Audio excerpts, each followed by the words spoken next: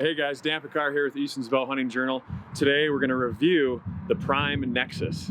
Now this is a new bow for 2021. Be sure that you subscribe to the channel, tap the bell, and like this video because we always put out new bow reviews every year, all the time, and it just makes your life better. So we're having a little fun out here today in the backyard. We have Jason Matzinger with us, and we're just talking bow hunting, shooting bows, and we're even going to talk to the boys over there at Prime Archery and get a little bit of the details on the making of these new 2021 Prime bows.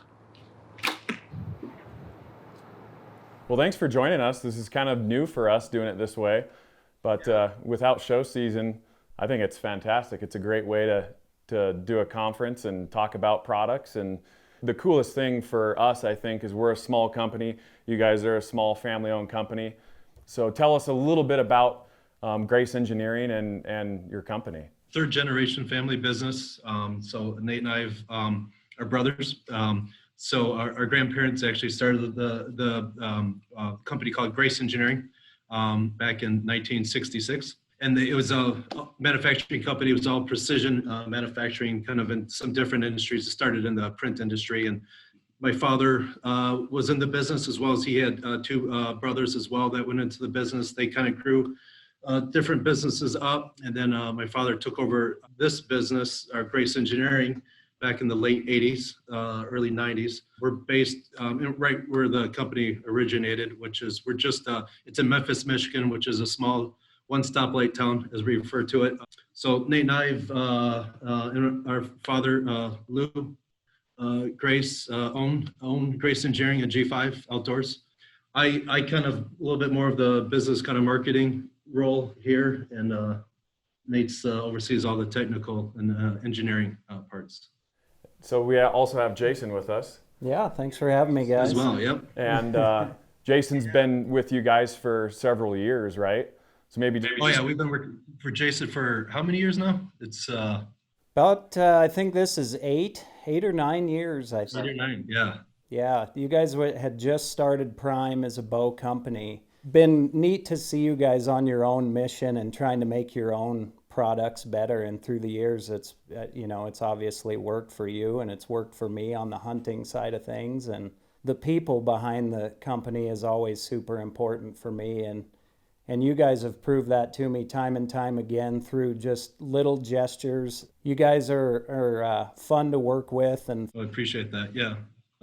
Obviously, the industry, it's a people industry, right? I think that our father kind of instilled that into us. And I think over the years, we've even appreciate that even more. It's a passion sport. This is what we do for fun, right? So I think ultimately it helps, from on the business side, I think it helps, but it also too, ultimately helps us, I think, make better product, having those relationships and getting that feedback. And so. Yep, absolutely. I've been with Eastmans for 7 years and have been doing this for about 7 years with all the different bows. Some companies, they don't have much going on over the course of the time that I've been here. And other companies, such as you guys, wow, the innovation has just progressed amazingly. And how far you guys have come in just 6 or 7 years. Coming out with new technology, making your products better, and the user, the hunter, are the ones that are benefiting. So that's as good as it gets when it comes to building bows and just getting better every year. Typically, we all think of that, inventor, the one guy that's stuck in this room and kind of closes himself off for months at end and comes up with all these brilliant ideas. We're not like that at all. The ideas come from all over, from lots of different people. It's easy to kind of get locked into your own way to make a bow just for you. But my hunting experiences are different than your guys's, and even Matt, like people get us confused sometimes, and still his hunting experiences are different than mine. Definitely, and hence why you have Western hunters using these bows. You have guys that are tree stand hunters using these bows. Right. Taking all those fields, all that type of hunting in different scenarios and bringing it back to one product to make that product better. Hence, why you have this new line. So I think we should talk about this new line that you guys have out this year, and maybe some of the new technology, maybe some of the things that you focused on. The big thing that stood out to me is 50% quieter than last year's Black Series. Just that, I mean, that's huge, 50% quieter. So I don't know if there's something or, you know, some parts of the Nexus line that you guys want to touch on maybe, and where it came from and what led you guys to develop this.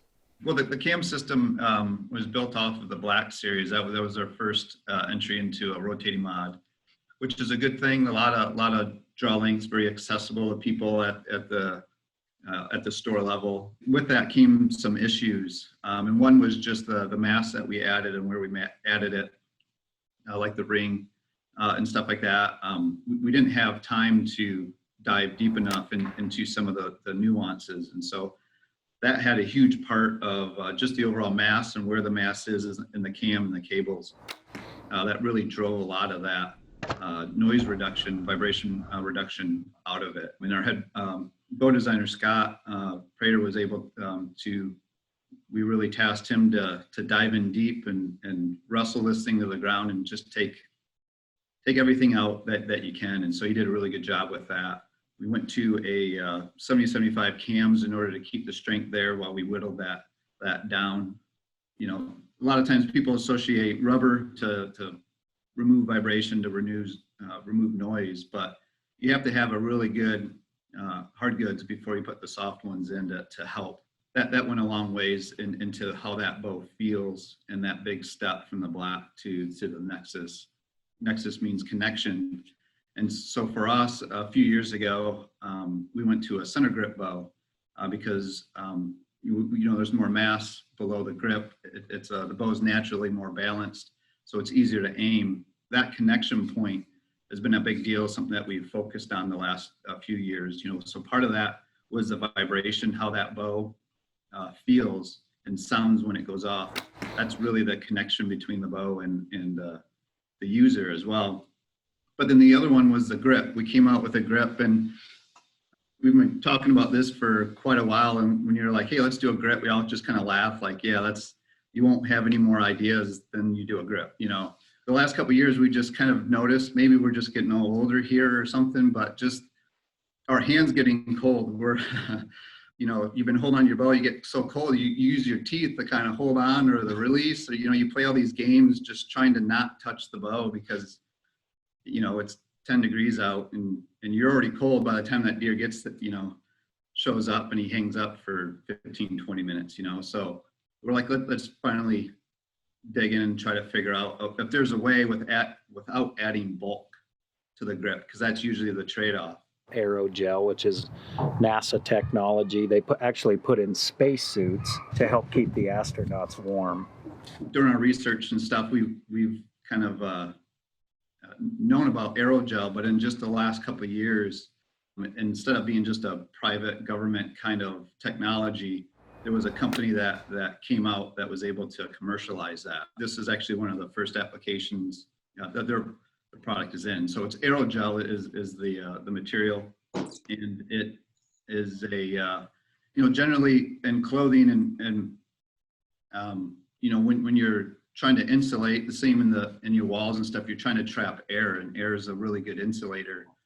Well, aerogel is actually more efficient, a better thermal isolator than air. So underneath those two black rubber pieces, you peel those off, you'd see this basically like a white foam sticker underneath, and that's the aerogel, and it's creating a break.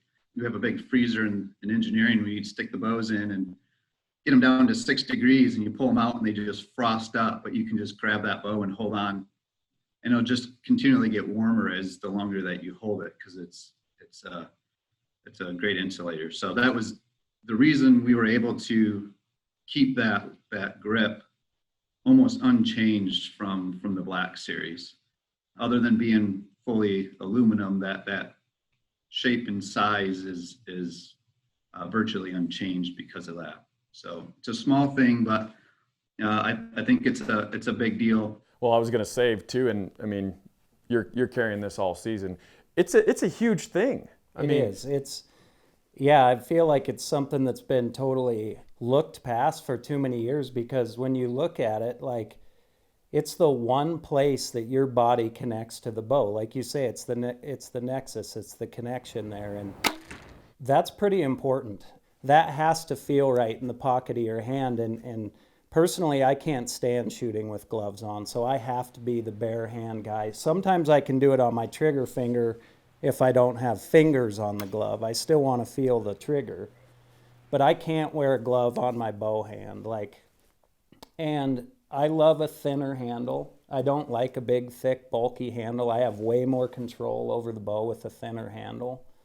So it is a big deal, and I think that it's, in my mind, it's kind of like when they came out with Velcro or something. You're like, wow, why didn't I think of that? That seems so simple. But it really is important, and not only that, but it blows me away when I ask people just randomly at a bow shop when they're there shooting, or they're saying, you know, I kind of liked this bow, or I went with this bow. And so many times I ask those people, why did you end up going with that bow? And I'll bet you 7 out of 10 people will answer, I just like the way that the handle felt in my hand. I think it's perfect, and using it this year, I mean, I had the very first one off the line, and within 8 days killed my bull elk here in Montana with it. So that was a pretty awesome experience for me, and a testament to you guys. It was the first prototype run, and 8 days later killed a bull elk. I mean, most people, and we don't want to recommend this to bow hunters, you don't want to buy a new bow 8 days before season and go out and go hunting. But that's just a testament of how easy these are to set up, how easy they are to shoot, and how easy they are to be accurate in a hunting situation. And I feel like too, if you're used to the product, you can switch around and shoot them all really well. One other thing I wanted to hit on with the grip, you know, I'm sitting here thinking about some of my hunts this last year, and I did a lot of late season hunting, so it's cold out, and I am finding any way. I wasn't hunting with this bow, of course, but I'm just finding a way to carry my bow where I don't have to touch the riser, because it really is. It's a big deal. It's just uncomfortable. And so my best way that I've found to carry a bow that doesn't have some sort of insulation on the riser is by the cables, because I hate carrying it by the string. I don't like to carry it where I don't have any serving. I don't like to carry it on my nocking point. So I carry it by the cables, but still that's not very ideal because you don't have full control of the bow. It's still floppy. So once again, the little things, when you have a grip that is, as they're describing, the insulation all the way around this thing, it's warm to the touch in the cold. Now you have full control of your bow in the field, whether you're hiking to the tree stand or you're hiking 5 miles up a mountain to hunt elk. Yeah. It's a big, Makes a big difference. yeah, it's a big deal. Yeah, I've had where my bowstring has been pinched. You know, you've got it rested on your boot, and you're holding it through your pockets of your coat like this, just waiting. And yeah, so it's one of those things. Once you point it out, it becomes obvious how big a deal it really is, and something that we've just been forced to deal with, but now we're not forced to deal with. However long ago it was, I know we kind of brought it up sheepishly, kind of like, hey, we have this idea to kind of have a warm grip, you know, and we were just, everybody, you know, I guess we were kind of expecting everybody kind of poo-poo it. But then the more everybody thought about it, kind of got quiet there for a little bit. And then everybody's like, well, yeah, I kind of do this. And just exactly what you guys are talking about. So, and that's why we also wrapped all the way around, even the front of the riser. Yep. Because most of the time you're holding on your bow is going in and out.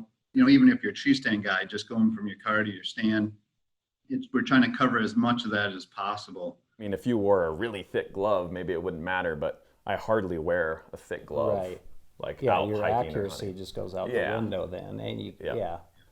And the one thing I don't think we've touched on is just the modified cam, and how without a bow press in the field, you know, straight from the shop, you can go from, is it 23 to 31 inches on these cams? Yeah, yep. And I mean, that's awesome for everybody involved. The bow shop people, the bow techs, makes it super easy on them, quick. Anything happens in the field, my buddy's bow goes down and I've happened to kill my buck or my bull, and we're stuck out there for another week before we can get out. We can easily get him dialed with this thing right there wherever we're at. And so those things make a big difference, and you don't notice them until you don't have them and you need them. Absolutely. I have one more thing I want to kind of quiz you guys about. the synergy technology. You guys have kind of been with that the last few years and stuck with it. For those guys that don't know what it is, give us just a brief rundown of what that technology is. Yeah, so every bow, if you go from axle to axle, you were to take a tape measure, whatever that is, if it's 30 inches, 15 inches is the center. Most bows, they pull from center. So you're pulling the knock or the arrow is knocked at that 15 inches from either axle, and your grip is always below, right? So for a bow designer, that's really great. You know, the top cam, bottom cam are symmetrical. It's very easy, not travel, all that kind of stuff. But for the user, it's not really the best thing, because where the weight is just as important, right? So with the grip being so low on those, and that's what we traditionally had early on, we kind of split the difference. We weren't right at center pull on the early years of prime. But the more you can get that bow to balance right out of the box, when you add a stabilizer, because that's what the stabilizers are for, right? Generally, it's also vibration dampening and all those things, but it's mainly to help you aim that bow more steadily. But then that adds mass. So the lower the grip, the more mass that you have to add to that stabilizer, the further that stabilizer weight needs to be away in order to balance that whole system. With ours, you can get away with much less weight in order to get the same balance. Some guys that have just a little bit of stabilizers, you know, just real itty bitty ones. With ours, you probably don't even need that. And you can do that little demonstration with a hammer, you know, just have a hammer like normal and kind of play with it, and then flip it around so the mass is underneath.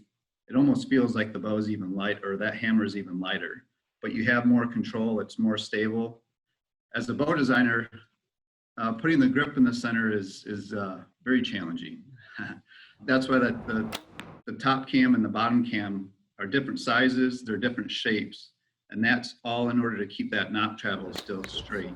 The synergy to us, though it makes our lives much more difficult, you know, for the end user, what we feel with the synergy and the center pull, we're not the first people to do it. Two, I guess historically there's been people in the past that have done it, but they were always known as the best bow to shoot, just terrible to tune because their knock travel wasn't straight. So we were able to keep that best bow to shoot with the center grip, but still extremely easy to tune because of that cam design. So with the center grip, the things that the guys would notice in the field is that you can get on target quicker, and you can stay on target longer. So as you fatigue at full draw, you know, a more balanced system that's a little bit lighter is easier to hold steady for longer. So that's a great explanation. And I brought it up because you guys have stuck with this for a couple of years. And I want our viewers to know that it makes a big difference. And I have a 12-inch bee stinger on here, and it would kind of defeat the purpose. But without a stabilizer, this bow, it wants to stay stable. Like, I mean, there's no stabilizer on this bow, and it just sits. You know, I've got no pressure on it. Most bows want to tip one way or another or be top heavy.